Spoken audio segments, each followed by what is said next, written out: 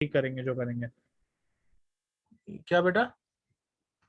Sir जो battery है उसका तो कोई काम नहीं है, हम लोग ऊपर वाली जो ये सेल है उसी से काम करेंगे। अच्छा, ये वाली बैटरी कह रहे हो क्या? हाँ जी। इसका बस इतना काम है कि हमें सर्किट में करंट प्रोवाइड मिलते रहे, इस वाले वायर में करंट आता रहे, इतना काम है बस उसका। और अभी तक हम लोग E इज इक्वल टू के एल वन कह रहे थे, फिर हमने V इज इक्वल टू के एल टू कह दिया। हाँ, मैंने आपको क्या बोला था कि जो पोटेंशियल ड्रॉप होगा वो डायरेक्टली डिपेंड करेगा लेंथ पर। ठीक है। हाँ अब ठीक पोटेंशियल है। ड्रॉप मैं बताता हूँ। मान लो एक सेल है, तो सेल के अक्रॉस जो ईएमएफ होता है वही तो उसका पोटेंशियल ड्रॉप हो गया है। टर्मिनल के अक्रॉस पोटेंशियल ड्रॉप जो होता है वही ई के तो बराबर हो जाता है, अगर सेल में कुछ और कनेक्ट ना हो तो। हाँ है ना?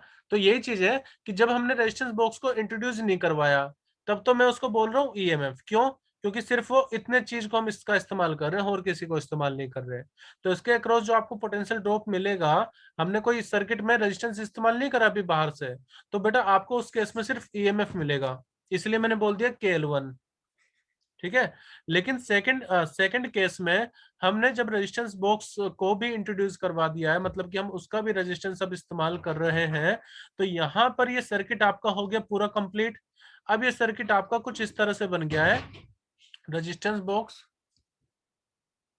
पोटेंशियल V, मतलब सॉरी यहाँ पर ईएमएफ लिख देता हूँ, ईएमएफ V, ईएमएफ E, और इसके अक्रॉस जो पोटेंशियल ड्रॉप आपको मिल रहा है वो कितना V। ठीक है। तो अब जब रेजिस्टेंस बॉक्स इंट्रोड्यूस हो गया है, तो मैं अब जो इसके अक्रॉस देखो, आप इन पॉइंट के अक्रॉस देखो, आपको इन पॉइंट के अक्रॉस अब ईएमएफ ना मिलके अब आपको पोटेंशियल ड्रॉप मिलेगा। क्यों? क्योंकि ये दोनों मान लो ABCD, तो अब जो ये वायर पोर्शन के लो AB, वो पैरेलल में है किसके साथ? DC के साथ। तो जितना पोटेंशियल ड्रॉप ऊपर का होगा ना, उतना ही पोटेंशियल ड्रॉप अब यहाँ का भी होगा। Is that clear? क्योंकि अब यहां से करंट ड्रॉ कर रहे हैं हम, तो अब यहां से मैं सिर्फ ईएमएफ ना बोल करके अब इसके अक्रॉस जो पोटेंशियल ड्रॉप होगा वो सिर्फ ईएमएफ ना हो करके वो पोटेंशियल ड्रॉप के बराबर होगा, जब सर्किट से आप, जब बैटरी से आप करंट ड्रॉ कर रहे हो तब का केस है ये। Is that clear? इसलिए मैं अब सेकंड केस में V बोल दिया है, और V इक्वल टू कितना? KL2, क्योंकि बैलेंसिंग लेंथ चेंज हो जाएगी अब। क्योंकि पहले जो पोटेंशियल ड्रॉप आपको सिर्फ ईएमएफ मिल रहा था, ई के बराबर मिल रहा था, अब वो आपको वी के बराबर मिलेगा। Is that clear to everyone? कोई डाउट यहाँ तक? सर्किट में अगर एक एक्सटर्नल, मतलब एक सर्किट हो उसमें बैटरी हो और उसमें एक एक्सटर्नल सर्किट जोड़ के एक और बैटरी हाँ डाल दो उस सर्किट में, हाँ हाँ तो गैल्वेनोमीटर हमें नल पॉइंट दिखाने लगेगा। हाँ। गैलो मतलब एक नल पॉइंट आएगा आपको यहाँ पर मिलेगा, नल पॉइंट।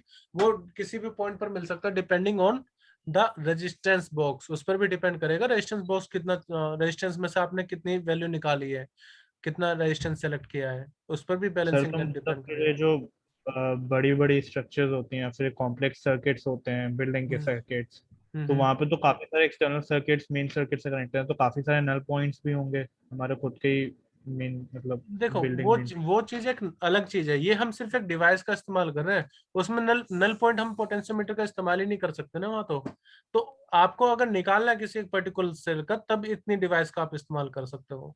तो मेरा कॉन्फ्लिक्ट है कि नल पॉइंट जरूरी तो नहीं कि सिर्फ पोटेंशियोमीटर में हो, किसी भी सर्किट में नल पॉइंट आ सकता है अगर मैं उसमें एक्सटर्नल मीटर सर्किट ब्रिज में जोड़ूं। हम नल पॉइंट का इस्तेमाल करते हैं। ठीक है। ठीक है। ओके। ओके। तो मैंने आपको बताया कि फर्स्ट केस में जो ईएमएफ था वो डायरेक्टली डिपेंड कर रहा था L1 पर, तो मैंने उसको लिख लिया था KL1। सेकंड स्टेप में हमने रेजिस्टेंस बॉक्स को क्लोज करके रेजिस्टेंस बॉक्स को इंट्रोड्यूस करवाया। उस केस में मुझे लिखना चाहिए यहाँ पर V equal to KL2, V equal to KL2। ठीक है ना? अब इनका ले लो बेटा रेशियो, तो 1 को 2 से डिवाइड कर दो, तो E अपॉन V की वैल्यू कितनी आ जाएगी? L1 upon L2। ठीक है ना? यहाँ तक किसी को कोई डाउट नहीं होगा, I expect. Now E upon V equal to L1 upon L2।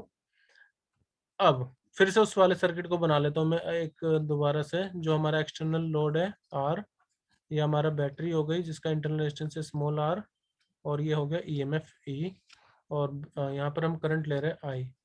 तो क्या मैं कह सकता हूँ यहाँ पर जो पोटेंशियल ड्रॉप होगा V, वो या फिर ईएमएफ की इक्वेशन अगर मैं लिखूं तो वो ऐसे हम लिखते हैं I R प्लस R।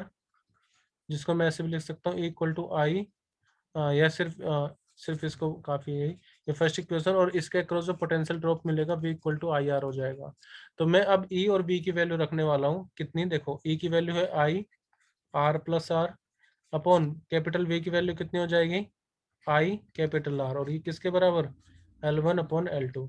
आई से आई को कैंसिल कर दो, मतलब करंट का कोई रोल नहीं है हमारा, करंट का कोई रोल है ही नहीं अब देखो सर्किट में, है ना, इसलिए इसको नल डिफ्लेक्शन बोला जाता है। करंट का कोई रोल ही नहीं है, करंट हम ड्रॉ ही नहीं कर रहे। तो R plus R equal upon R equal to कितना आ गया, L1 अपॉन L2। वो आप अभी इस चीज को भूल जाओ, मैं जो समझा रहा हूँ उस पर फोकस रखना सिर्फ, वरना चीजें भटक सकती हैं। मेरा टारगेट क्या है, हमारा टारगेट क्या है, स्मॉल आर की वैल्यू फाइंड करना। तो क्या मैं लिख सकता हूँ 1 plus R upon capital R equal to L1 upon L2, अलग अलग डिवाइड कर दो, आर अपॉन आर। ठीक है, हमारा टारगेट है स्मॉल आर की वैल्यू निकालना। तो 1 को आप ले जाइए उस तरफ, तो R upon capital R equal to कितना आ जाएगा, L1 अपॉन L2 माइनस 1। इसी को हम लिख सकते हैं इस तरह से कि R upon R equal to L1 minus L2 upon में L2। और क्या मैं अब कह सकता हूँ स्मॉल आर की वैल्यू कितनी हो जाएगी, capital R times L1 minus L2 upon L2। तो ये था कि किस तरह से हम इंटरनल रेजिस्टेंस की वैल्यू फाइंड कर सकते हैं। अब हम इसी फॉर्मूले पर आकर के क्यों रुक गए, उसका मैं आपको रीजन बता देता हूँ। क्यों हमने इतना बड़ा डेरिवेशन किया, हम इससे पहले तक किसी और को फॉर्मूले को हमने फाइनल फॉर्मूला क्यों नहीं माना। उसका रीजन ये है, हमें ये चीज थी अननोन, हम उसको पहले नहीं जानते थे आर की वैल्यू कितनी है। लेकिन कैपिटल आर की वैल्यू हम सेलेक्ट कर सकते हैं रेजिस्टेंस बॉक्स में से। आप 1 ओम निकालो, 2 ओम निकालो, 3 ओम निकालो, कुछ भी निकाल लो, ठीक है, यानी कि ये हमें पता होगा। L1 हमें पता लग ही जाएगा कि कहां पर मुझे किस लेंथ पर बैलेंसिंग लेंथ या कह लो कि नल पॉइंट मिल रहा है। L2 भी सेकंड केस में पता लग जाएगा कि बैलेंसिंग पॉइंट कहां पर मिला है। तो हम ये कह सकते हैं कि यहाँ पर जितने भी फैक्टर है अब ये सब नोन है, और जब ये नोन है are L1 L2 upon L2, तो स्मॉल आर को हम फाइंड कर सकते हैं। तो अब कोई डाउट यहाँ तक पता लग गया हम इसी फॉर्मूले पर आकर के क्यों स्टिक हो गए। तो अब पोटेंशियोमीटर के लिए हमें इस फॉर्मूले का ध्यान रखना है, और क्योंकि आपको पता है एमसीक्यू है तो डायरेक्ट फॉर्मूला भी अब आपके लिए इंपॉर्टेंट हो जाता है। तो डायरेक्ट फॉर्मूला भी हमारे लिए इंपॉर्टेंट है, small R equal to capital R difference in balancing length upon balancing length in the second case L1 minus L2 upon L2। हालांकि हम इस सर्किट को मॉडिफाई भी करेंगे, कुछ क्वेश्चंस भी हम अभी प्रैक्टिस करेंगे, बट थियोरेटिकल पार्ट सबको क्लियर है कि किस तरह से हमने काम किया। स्टेप 1 में हमने की K2 को ओपन रखा, सिर्फ हमने पोटेंशियल ईएमएफ निकाला बैटरी का, और सेकंड केस में हमने की K2 को क्लोज करके रेजिस्टेंस बॉक्स को इंट्रोड्यूस करवाया, और फिर हमने पोटेंशियल ड्रॉप निकाला। एक्चुअली में वो पोटेंशियल ड्रॉप ही होगा उस केस में यहाँ तक का।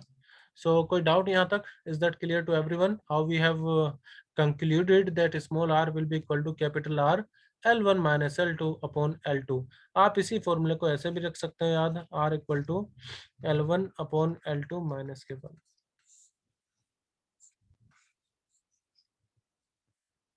कोई डाउट?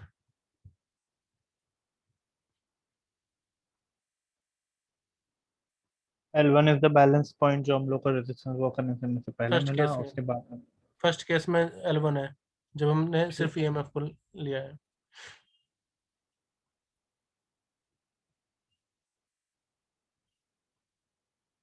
यहाँ तक कोई डाउट हो तो बताओ, फिर मैं एक और कंसेप्ट अभी आपसे डिस्कस करूंगा कि यही फॉर्मूला क्यों बना है हमारा। क्लियर। ठीक है सबको, कोई डाउट है तो बता दीजिए बेटा। ओके अच्छा, एक मिनट लिख लीजिए आप सब यहाँ तक, फिर उसके बाद मैं एक और पॉइंट डिस्कस करूंगा। मुझे लगता है कि हम एक क्लास और करेंगे अभी, जिस पर हम सिर्फ theoretical plus numerical portion focus करेंगे। Theoretical questions actually conceptual question हम कह सकते हैं। तो अभी एक क्लास में इसमें और लूंगा आपकी।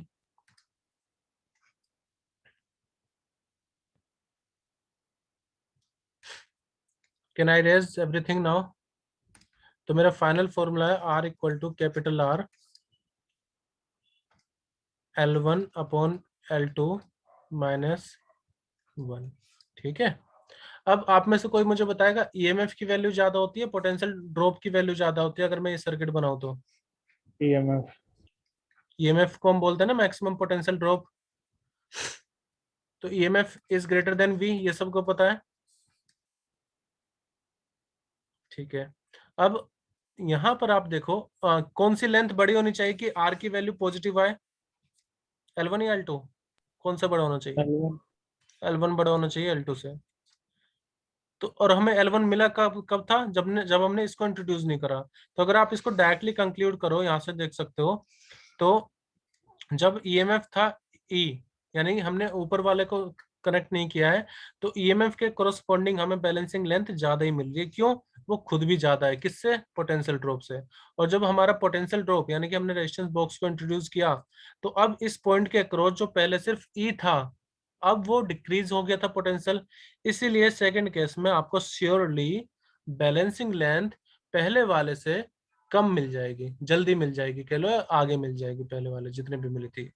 तो हम ये भी ध्यान रखना है इसमें बेटा कि R की वैल्यू पॉजिटिव आनी चाहिए, इसका मतलब L1 की वैल्यू ज्यादा होनी चाहिए L2 से। इस पॉइंट को ज्वाइन कर पाए, समझे इस पॉइंट को क्या कहना चाह रहा था मैं? EMF की वैल्यू हमेशा ज्यादा होती है पोटेंशियल ड्रॉप से अक्रॉस द सर्किट, इसीलिए आपको फर्स्ट केस में बैलेंसिंग लेंथ की वैल्यू ज्यादा मिलनी चाहिए अगर आप प्रैक्टिकल परफॉर्म कर रहे हो तो, ठीक है। Yes sir. ओके, हो सकता है ऑप्शन में भी आपको दे दे कि इन चारों में से चूज करो L1 L2 कौन सा ठीक है, तो L1 की वैल्यू ज्यादा होनी चाहिए L2 से, ठीक है। ओके, तो यहाँ पर ये मैंने ओलैप्स की लिंक लगाई हुई है, यहाँ पर आप एक्सपेरिमेंट परफॉर्म भी कर सकते हो। एक बार मैं दिखा देता हूँ इसको।